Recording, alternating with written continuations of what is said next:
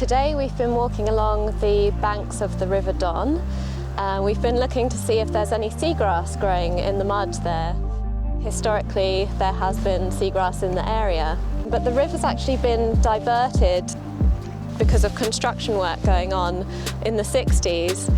It could possibly be suitable for seagrass, but we would have to look at the kind of water quality, sediment type, and also importantly, what seaweeds are growing in the area, because they can be known to smother seagrass that's trying to get established. Along the way, we've been taking photographs to show what the habitat looks like, the sort of representative habitat, the birds that we find here, some of the other species that we find on the shore, like the different seaweeds.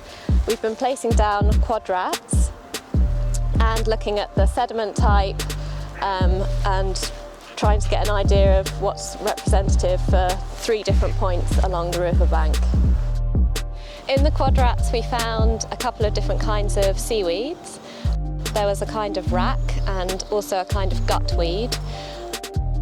We saw some shore crabs as well, and then it was mostly just mud, pebbles and a few bits of debris.